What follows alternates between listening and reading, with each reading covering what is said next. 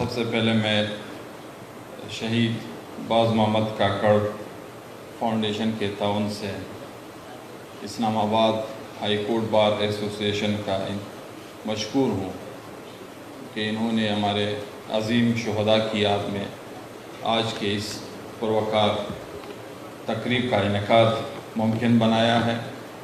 ہمارے آج کے اس شہداء کی یاد میں تشریف فرما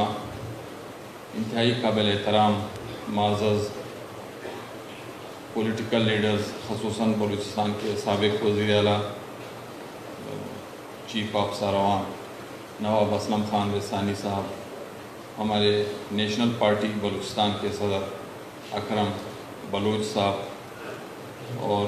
شہید باز محمد فاؤنڈیشن کے روئے رواں ڈاکٹر لال محمد کاکڑ صاحب، اور اوکلا تنظیموں کے پاکستان کے لیول پہ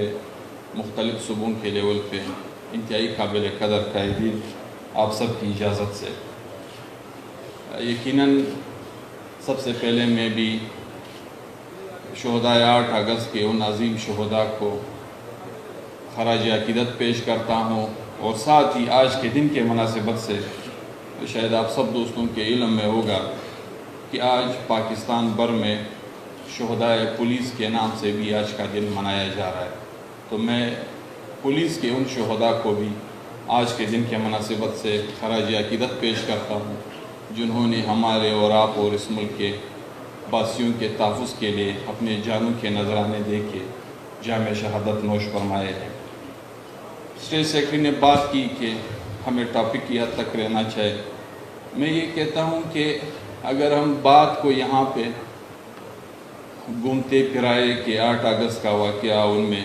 ہونے والے شہداء، ان کی فیملیز کے حوالے سے ہمدردیاں یا جو لواحقین جس کرب اور تکلیف سے اس وقت یا آج تک گزرے، اس پہ بات کرے تو شاید یہ مسائل کا حل نہیں ہے، اور نہ ہی ہم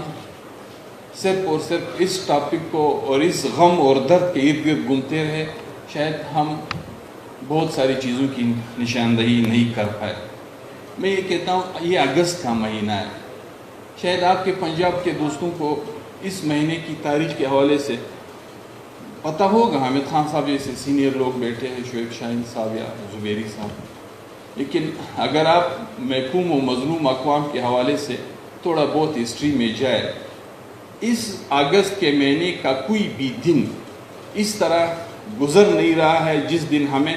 کسی نہ کسی ثانیے سے دوچار ہونا نہیں پڑا ہو۔ یہاں پہ بات کی گئی، یقیناً اسے کوئی انکار نہیں کر سکتا ہے، میرے ماننے نہ ماننے سے شاید بات بنتی بھی نہیں ہو کہ اس ملک کو آزاد کیسے کیا گیا، اس کا خالق ایک وکیل تھا، لیکن ہم اس بہت بڑی ہسٹری کو بھول بیٹھتے ہیں کہ اس دھرتی کے لیے، خصوصاً انگریز سے آزادی کے لیے، یہاں پہ خدائی خدمتگار تحریک سے لے کے وہ تحریکیں جنہوں نے سینکڑوں کی، ہزاروں کی، سووں کی تعداد میں جامِ شہادتیں نوش کیے، جلاوطنیاں اختیار کیے، جیلیں کاٹی، وہ سختیاں برداشت کی جس کا کوئی تصور نہیں کر سکتا ہے، لیکن ہماری ہسٹری میں یہ نہیں ہے۔ ہم یہ کہہ سکتے ہیں کہ جو نام بظاہر ہمارے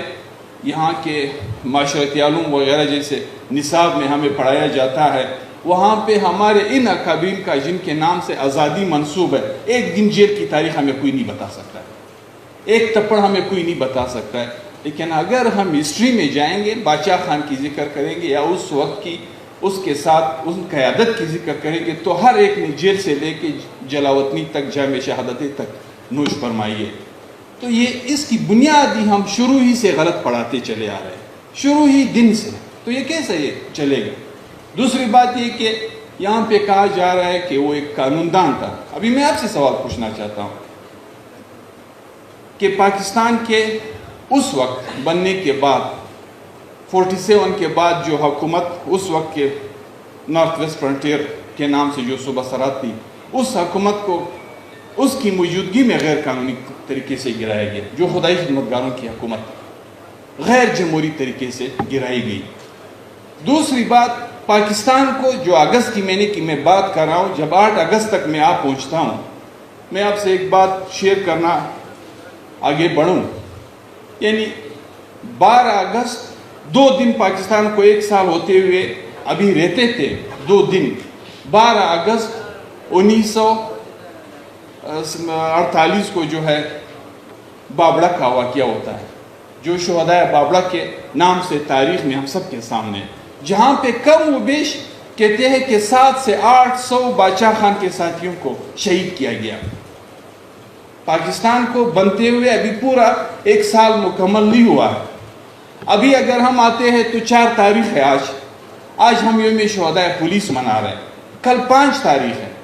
5 تاریخ ہمارے سیاست اور تاریخ کے حوالے سے پھر ایک وہ یوم سیاہ ہے جس کو ہم کل بلوچستان میں منانے بھی جا رہے ہیں۔ ہمارے ایک انتہائی نڈر ورکر ساتھی ملک عبید اللہ قاسی کو اٹھا کے پھر جس بے دردی سے اس کو شہید کیا گیا، میرے خیال میں تھرو آؤٹ پاکستان تو کیا ساری دنیا کے لیول پہ وہ ویڈیوز دنیا نے دیکھی ہوگی۔ پھر اسی کے بعد جب آپ آتے ہیں کہ 24 اگست کو سپن تنگی کا وہ واقعہ ہے جہاں پہ سینکڑوں ہمارے شہداء ہوئے، یہاں تک کہ 26 اگست کے نواب اکبر خان بگٹی کی شہادت تک، یعنی یہ پورا مہینہ ہمارا اس طرح کے ایام مناتے ہوئے گزر رہا ہے۔ ہمیں اس پہ سوچنا چاہیے، اور ابھی اللہ نہ کرے کہ یہ بقایا ایام ہمارے جو بچتے ہیں اس میں کسی نہ کسی ثانیے سے ہم 2-4 نہ ہو جائے۔ تو میں کہتا ہوں کہ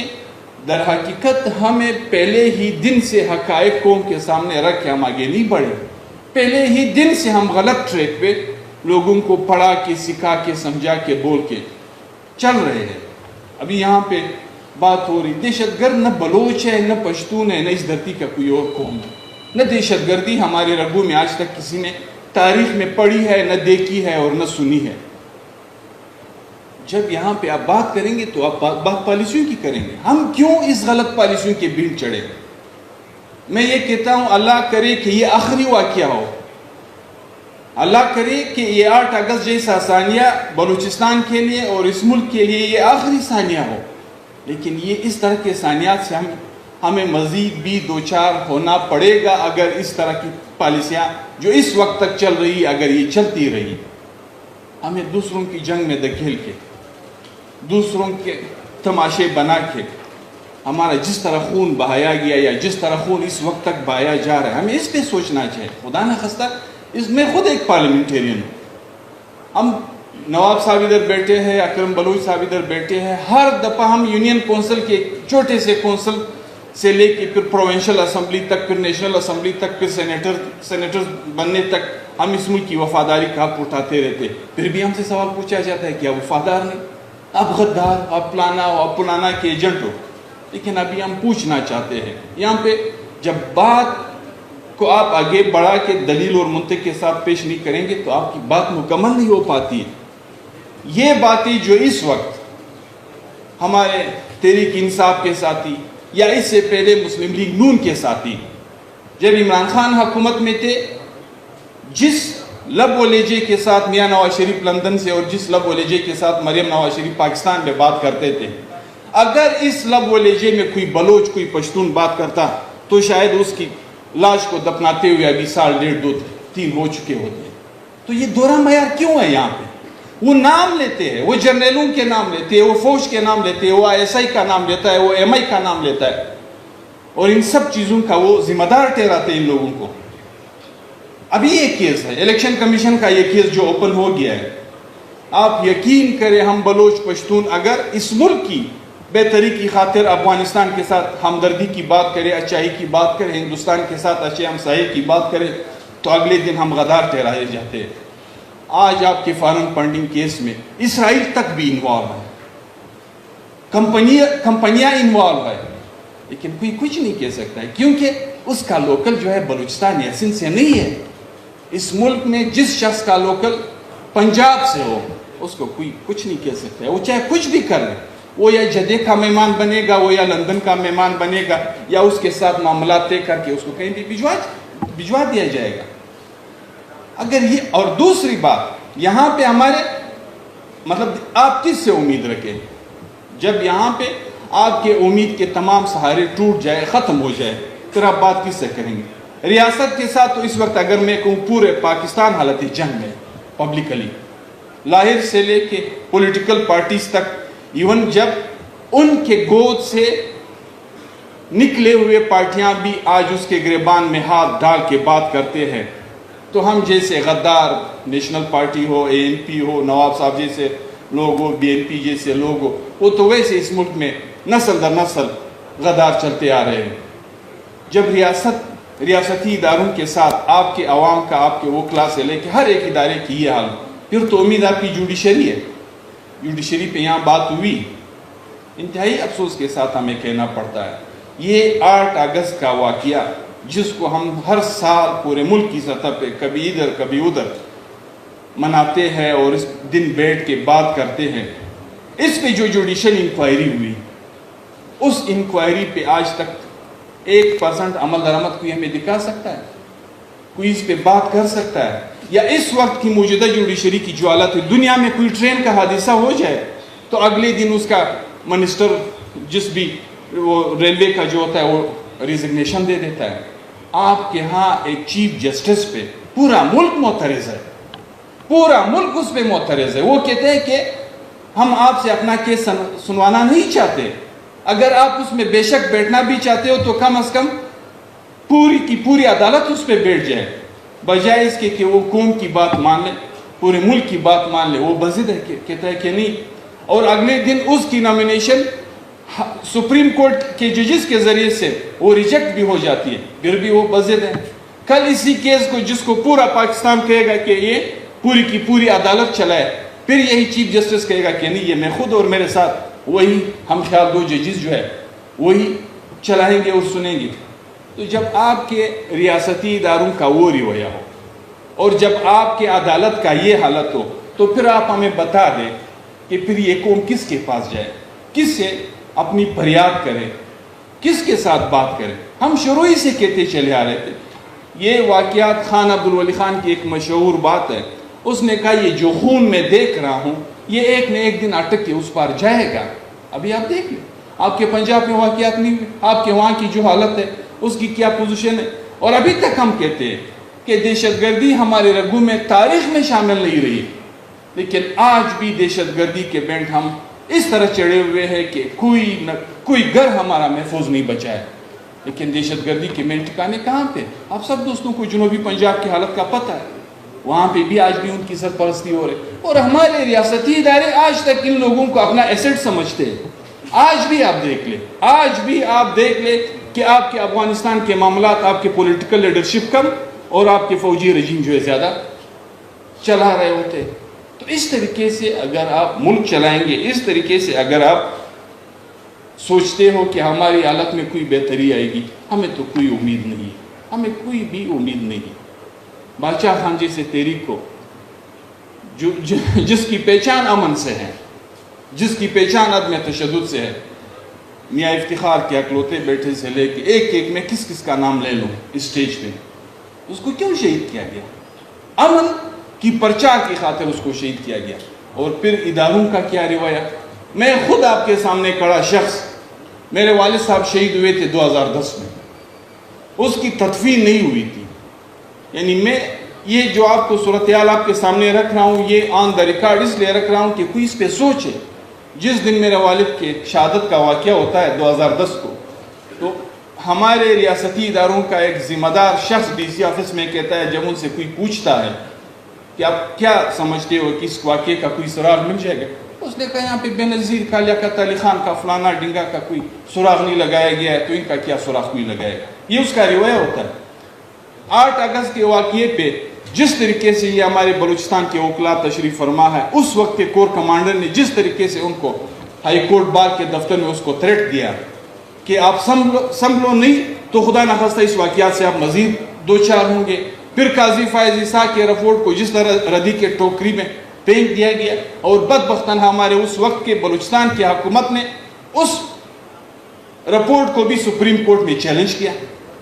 کس کے کہنے پہ چیلنج کیا؟ ہم سب کو پتہ ہے۔